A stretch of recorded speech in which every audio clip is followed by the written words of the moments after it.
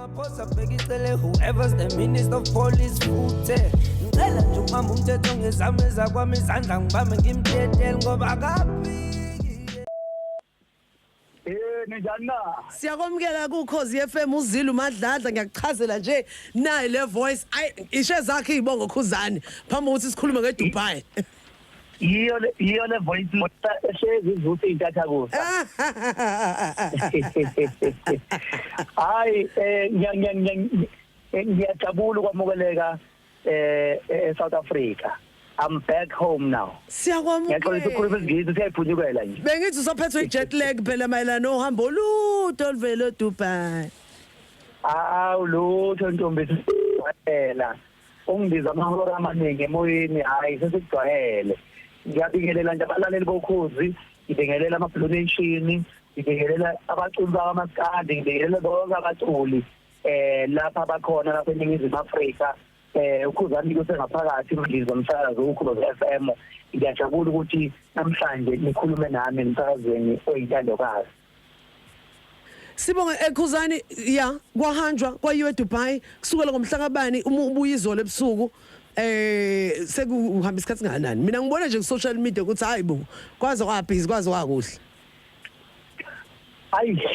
Kuhanjiwe ngoba mawuzokhumbula kuhanjwe lapha ngeviki leli lemhla ka14 so ngengakusho nje ukuthi umuntu ukwazile ukuthi afunde okuningi ngaso lesikhathi asisalile singanzelwa ku7 days ngafunda izinto eziningi ngafunda ukuthi umculo walapha eSouth Africa uyigugu emazweni angaphandle imvunulo yala eMzansi iyigugu nekumangane ukuthi bengibizwa ngenkosi lapha na bengibizwa ngenkosi apha kwabona ama video bekuthiwa this is a king of the Zulus because ngoba lebona ifake imbatha ngafaka umqhele ngafaka ibheshu ngafaka isinene ngayisinto sakithi kwaZulu emazweni angaphandle okuyithuba leli engazo ukuthi ngempela ngiyolikhohlwa uma kwenze njani ngoba into lenkulu kumina engangazi ukuthi uyoshana izikhathi ngiwumuntu ophakamisa iflag yamasandi emazweni angaphandle.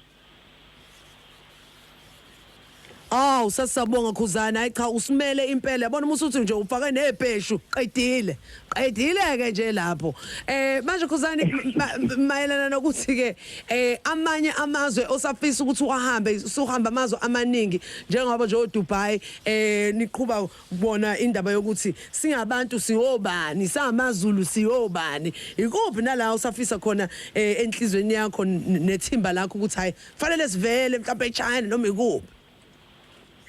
Njoba ngisho nje Madladla ukuthi South Africa nasengiwenzile okuningi njengenkosi kaMaskandi ngoba eDubai ngekukholwa ukuthi noma ngibiza noma ngifake stage this is a king of Maskandi bengibizwa nje kanjalo so ngiyafisa ukuhambela amazwe njengoba sengiqalile njengoba sengiwenze konke South Africa kodwa manje i-competition yami sengifuna ibe semazweni angaphandle ngoba eSouth Africa senginqobe konke okuningi ngendlela engangifisa ngakhona manje sokuyithuba lokuthi ngiqalile ngabala ngathi 1 sengifuna ngibheke ke going forward ukuthi yini manje sengizohlaba ngayo ngihlaba izizwe nezizwana ngalomculo wami ngoba ngangazi ukuthi iphimbo lami liyohamba lize lifinyelele ngisho nasemazweni ngaphandle ngoba sazi ukuthi la eSouth Africa sengixabane kakhulu bengikhuluma nje la uKhozini ngihlukanise unyaka lonyaka nje esikuwo wahlukanisa ingoma yami lebe ngiperforma elokhuzeni eDubai ngingakwazi ukuthi ngishaya amaciko alapha eSouth Africa ahlonishwayo ngaqhathwa na wonke ama-genres sakwazi ukuthi ngalida indaba yokugcwalisa inkundla yemabhida ngoMaskandi so i-competition manje sengibheke emazweni angaphandle ngoba la eSouth Africa ayithethe i-competition izwe lonke laseSouth Africa livumile ukuthi hamba mfana uyosimela emazweni.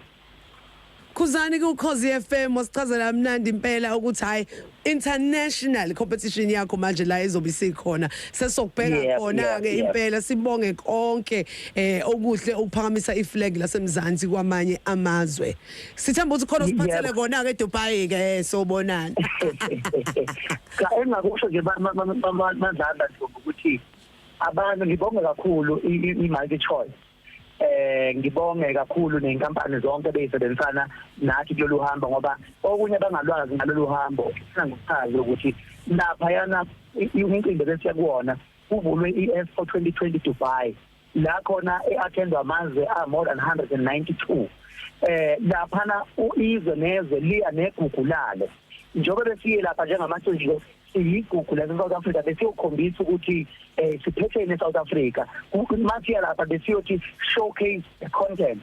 We were there to tell the story of the South Africans.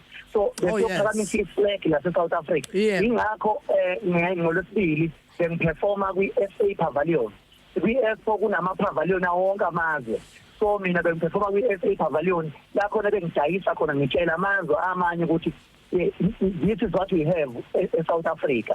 So bengilapha ngidayisa South Africa ngegugu lakithi engithi namhlanje South Africa iyaziwa bayaza ayizonke ikhuluza amazazi lapha kwi-SA Pavilion ziyazi ukuthi yini eyenzeka eSouth Africa konke lokwenzeka ngothando nangesupport esinikezwa abantu baseNingizimu Afrika ngiyacela ukubonga kuwona wonke umuntu ongisekile azi ukuthi uKhuzani uyohleze khona eumele uMasana Khuzani ube nosuku oluhle sibonge kuwena mlalelo uKhozi ihlala nathi koze kushaya ihora lika 12 emini lapho kungena khona iTop 20 yoKhozi.